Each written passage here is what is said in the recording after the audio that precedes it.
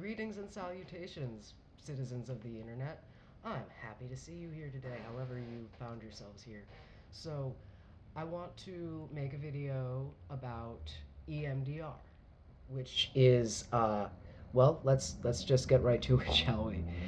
EMDR is a type of, EMDR stands for eye movement desensitization reprocessing, and it is a treatment for PTSD. The reprocessing is for reprocessing traumatic events. Nobody knows how it works yet, but we know that it works. It is, I think, it's one of the only like non-medical treatments for PTSD. Yeah. So while we don't necessarily understand like the mechanism that the this stuff works,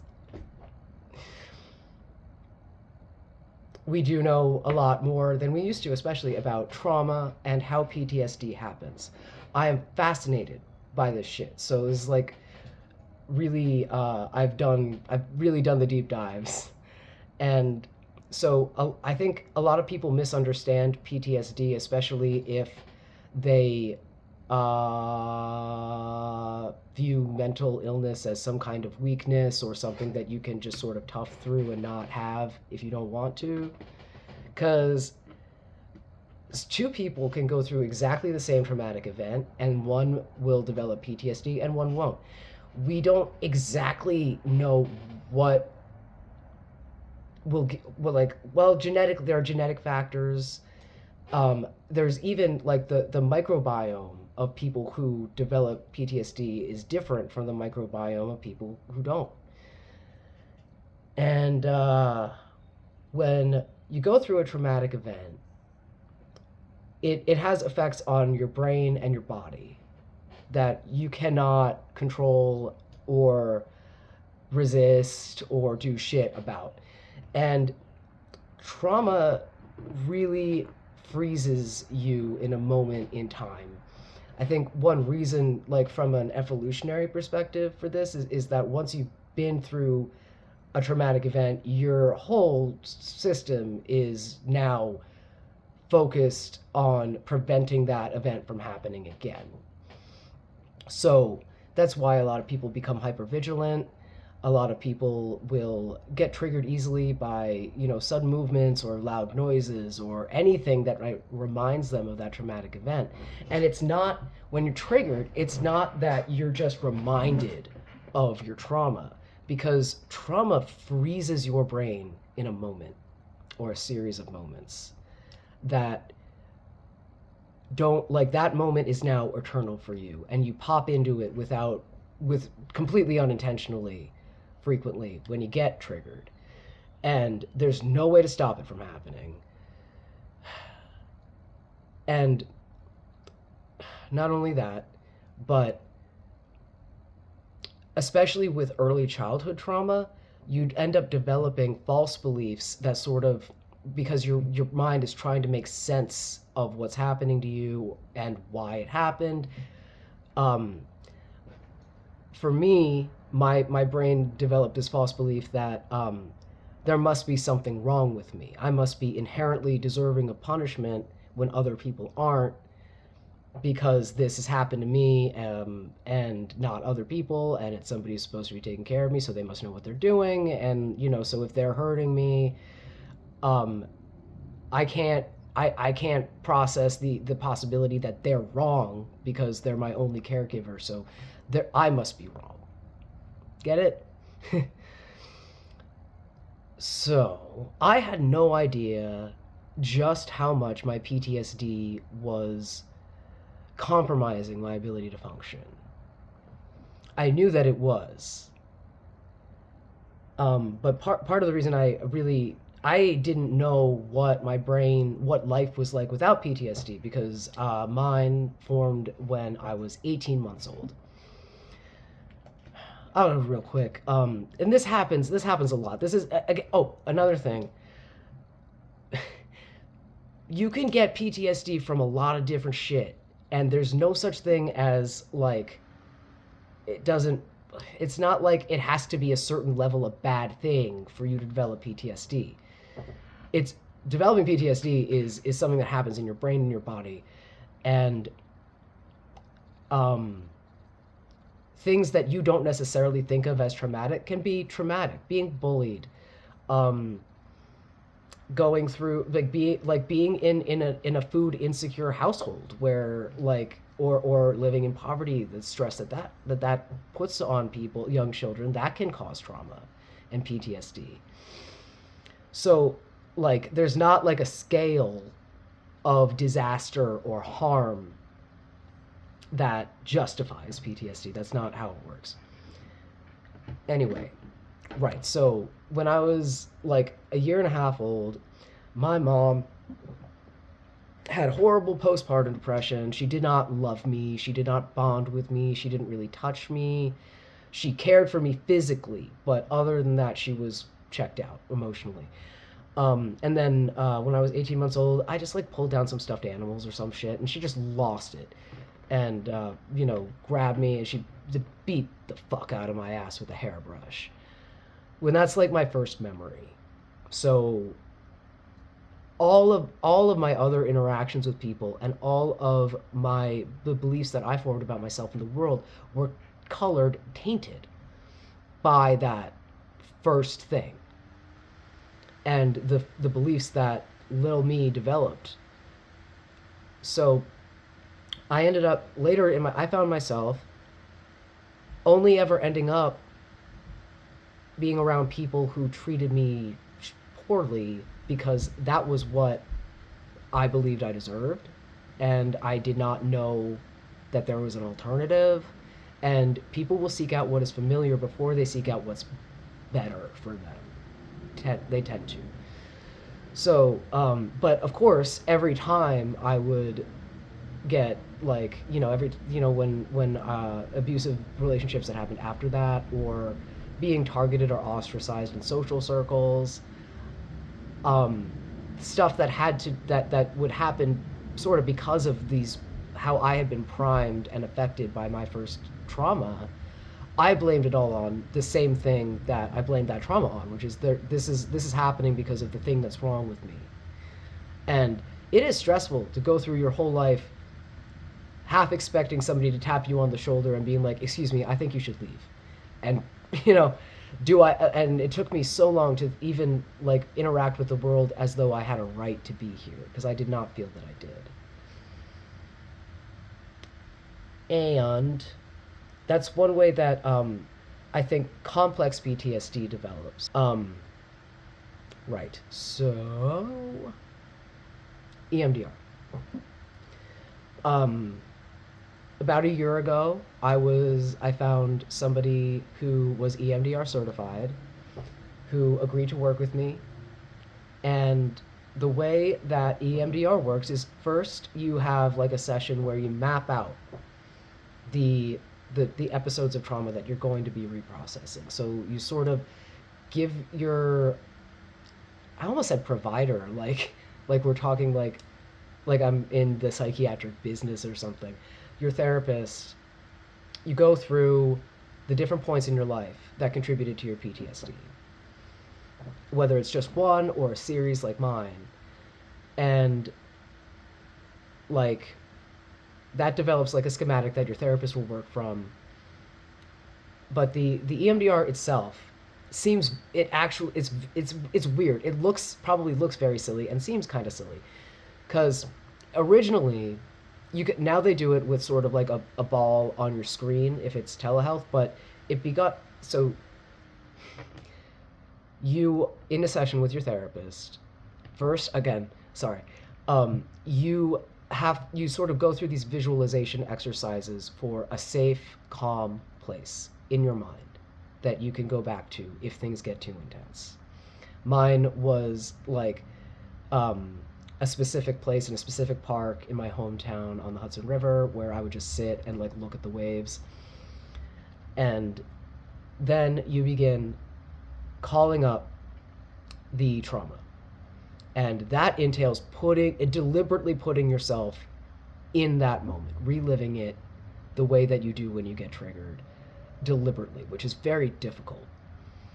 And so with your therapist, you'll talk about, mostly the therapist is receptive and is sort of like, so like they'll let you talk.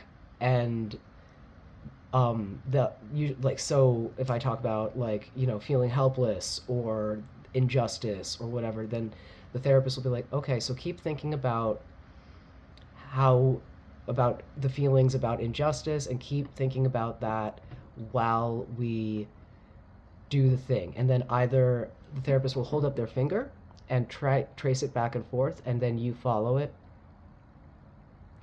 with your eyes, or it'll be on a screen with a ball going, like a circle going back and forth and back and forth and back and forth.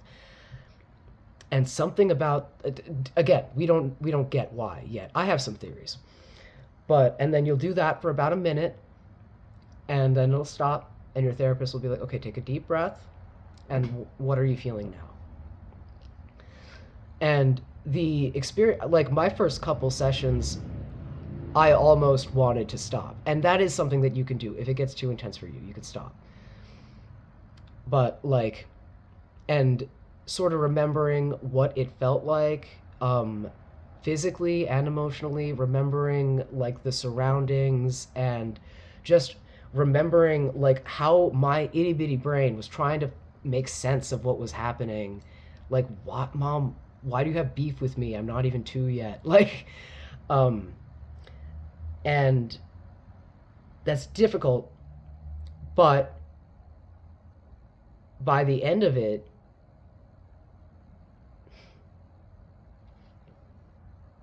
after my first one, which addressed my first trauma, which was the biggest one for me because it shaped the way that I saw the world and the way that I experienced myself in the world. Like the next week, I wasn't afraid of my mom anymore, which makes sense because like I'm bigger than her, I'm louder than her. I could physically overpower her easily. Not that I ever would, but sort of in the way that, like, one way that people train elephants is that they tie their elephant's leg to a log when the elephant is a baby and can't move the log, and it translates to this learned helplessness where but by the time the elephant is full grown, you could tie their leg to a stick, and it still won't try to get away because in its mind it'll think, well, it'll still be in that moment where it was too small. That was how I was, and constantly feeling like I had to make up for me existing, and her emotional state being the center of my world, because if I don't manage that effectively, who knows what she could do? Like, that say I had still been interacting with her as though I was still a child who she had complete control over, and that stopped. And then next we did social trauma, which involved me being bullied and ostracized. Mostly the bullying was so shitty. I was used to being ostracized like most of the time, but and after the sessions where we processed the bullying and I relived that, and sort of, I think it allows you to meet up with the version of yourself that is stuck in that moment. And that version of you is younger and has not aged and is still terrified of those same things and is stuck. And I felt as though I was meeting with that version of myself and being like, hey, this is wrong. Like, the way, mostly it was like me sort of telling my younger self, like, what's happening to you is not okay. The way that you feel is real. You shouldn't have to do this, and you don't deserve this, stuff like that. And once I had helped my younger self that was still stuck in the traumatic moment process it and relearn or unlearn the false beliefs that developed in that moment, that part of myself caught up with the rest of me. And once that happened, I learned to value myself, which I hadn't done. I was always trying to compensate for myself, think as though I was some sort of like a burden, even though that was not how I was.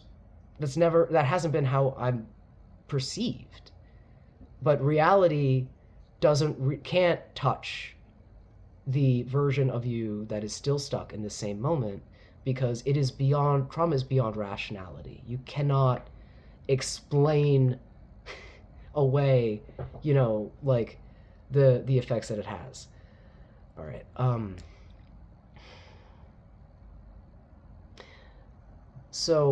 Yeah, for me, and I feel that I was very lucky, in that I've been in therapy since I was 9, regularly, and I have been fortunate to get a great education about um, psychology in general, and neurology, neuroscience. I majored in neuroscience and cognition in college, um, and like had attained a certain amount of awareness. So once I had unlearned this shit, I took off. So now I get to talk about all the progress that I've made since then, and I'm so excited. I started taking writing classes. That's around the time when I started doing EMDR, was around the time I started taking writing classes, and I became so much more comfortable in groups. I had more faith in myself. I wasn't afraid of how people might treat me. And this is the biggest thing, was when people mistreated me, it was like a magic switch. Suddenly I was like, why would you, like, that's not okay. What is going on with you that you think it's okay to treat people like that? Instead of, oh my God, I'm so sorry, you're right, I should just go. Like, I should shuffle off the mortal coil to make your life easier, because I don't deserve to be here. I don't deserve your time. And if I'm not pleasing you and giving you what I think you want from me, I'm a waste of space. And so my whole locus of concentration changed from the emotional state of whoever I was with to try and compensate and control the way they treated me, to my own self. And I'm firmly I haven't dissociated for about it might be about a year, 9 months to a year. And that's incredible for me, because I spent most of my 20s dissociated to some degree or another, and firmly out of my body. So, like, now I've been making so many friends through my writing classes. I am not, I recognize now that I'm a fucking delight. And even if I'm not, even if for people who really don't like me or people who I've even wronged, like, that is no excuse for other people to treat me like I'm less than human. I've also set boundaries with my mom and my whole family. I didn't go up to Christmas this year because I knew, like, I did try to sort of be like, hey, is there a way that we could sort of, like, plan so that I have something that I can eat that's not going to make me sick, or, make it so that I could bring my emotional support animal. And I was met with even more resistance than I expected. And not just resistance, but meanness, like crazy making, and exactly what I know now, stuff that's just fundamental to my family that I can't change or fix. Another thing, is I no longer blame myself when they mistreat me, when other people mistreat me. And my whole family has no idea how to handle me now. Because I'm like, no, don't do that. And I am now no contact with my siblings. I am as limited as possible contact with my mom. And like, when I stopped talking to my mom, I launched. I feel like I started taking so much more pride in what I was doing. I stopped, like, the reason that I make art and the reason that I write has changed from like this sort of attempt to justify my existence and to get this sort of validation, I guess, or for somebody to say you have made yourself worthwhile now. You know, like you've worked hard enough to be a person and to deserve being treated well. Because, like, I mean, one of my biggest problems was I thought that when I got better, everything would change in my family. I thought that when I got to a certain place, you know, moved out, got a job, you know, like satisfied this certain criteria, that I would be treated the same way my brother or sister were, or the way that my family speak to each other. I've always wanted them to speak to me like that, but they don't. And I have come to accept that that's not going to change. I can't control how they treat me. And even though they, I mean, like one of the last things my sister said to me was, you know, it was about taking responsibility for the way people respond to me. And that's actually one of my biggest problems, is taking responsibility for the way other people treat me. And I have no desire to get in a fight about it or to demand being certain treatment, because I like I know that I deserve to be treated with respect.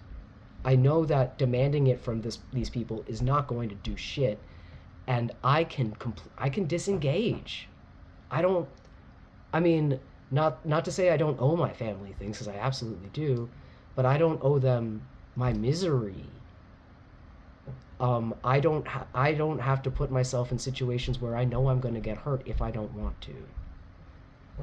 And my well-being, my balance, my, you know, like my own mental state is my chief concern and responsibility, way before it is, but before anybody else's is. So aside from taking tons of writing classes, I've started a journaling club, which has had 2 meetings. Our next one is this Friday, and that's going well. And just the way that I interact with the world, I feel like I have a right to be here, as much of a right as anybody else. And while I don't think that I'm going to get love just because I deserve it, I don't feel like I have to earn the right to be visible or the right to have my needs met. Because this has nothing to do with merit. And if my needs aren't being met, I can leave.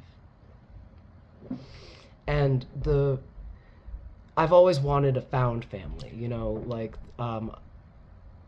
and I didn't realize how much my relationship with my birth family was preventing me from having healthy relationships. Because I now suddenly I'm able to differentiate the behaviors that I learned from my family that were toxic and harmful and really getting in the way of my own interpersonal relationships thriving. I am identifying which ones are toxic, and like I can stop doing it, which was very difficult when I had to employ that kind of thing in self-defense. You get me? So this is I guess this video is longer than I thought it was going to be, but I don't mind. And let's see, did I write anything? You know, my incredible results.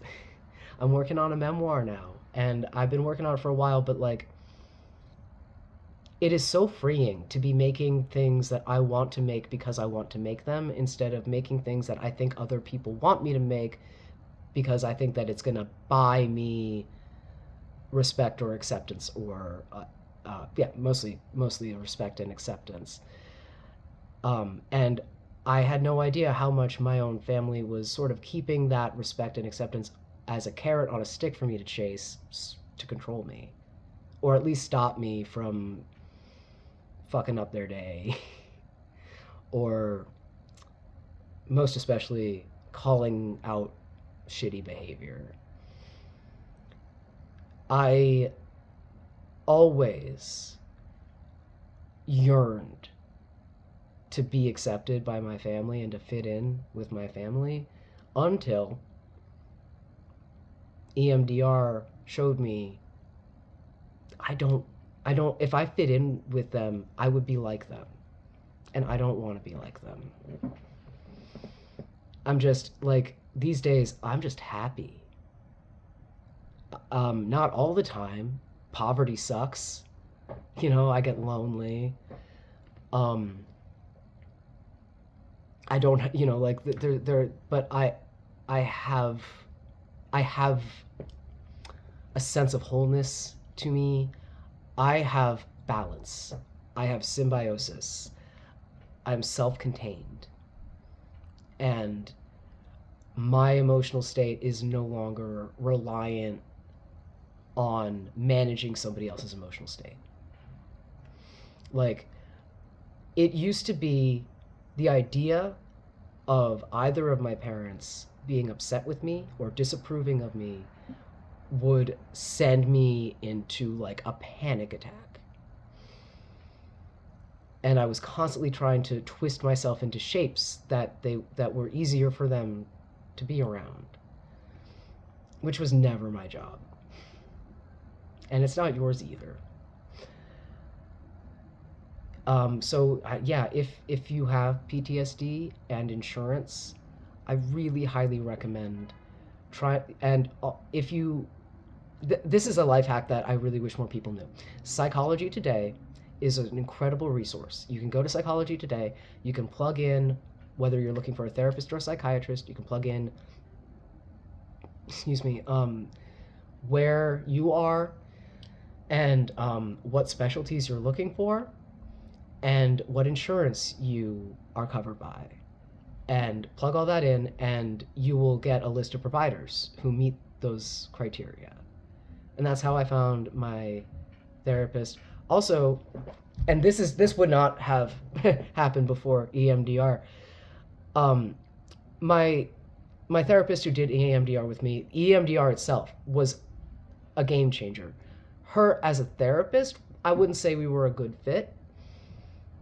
And she had started sort of suggesting, like sort of pushing for us to meet every other week instead of every week, which I didn't want to do. And I just got the sense that she was pulling away, which was fine. I was like, okay, so maybe I should, since EMDR is over, like maybe I should look for another therapist. I made an appointment with a Jungian therapist who is like 5 minutes walk away from me. She's Jungian. I love Jung. I've always wanted to work with a Jungian therapist, and covered by my insurance. And so I was sort of debating whether or not to tell my therapist the last time we met, only to find out that she was leaving the practice, and that was our last session. Surprise! And somehow it wasn't destabilizing to me. Partially because I'd already found a new therapist, that was bonkers, like that synchronicity. Anyway, if you can find somebody who's EMDR certified, who, provides for you in your state, it can be done virtually. I can't recommend it enough.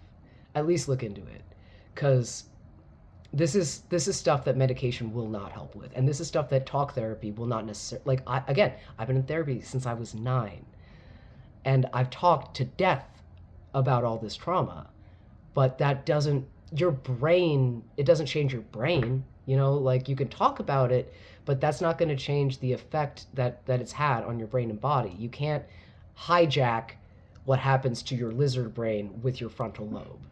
Does that make sense? I hope it makes sense. All right, so this is half an hour. I've talked a little bit more than I thought I was going to, and it's good to talk to you guys again. People don't usually comment on my videos.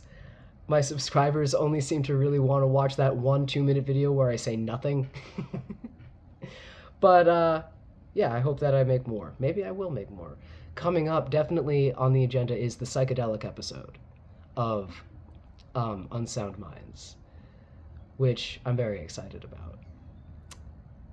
Anyway, all right. Good luck out there, guys. I love you very much. Reach out to me, to other people. Make art. Make mediocre art. Make bad art. But make art. All right, I love you. Bye.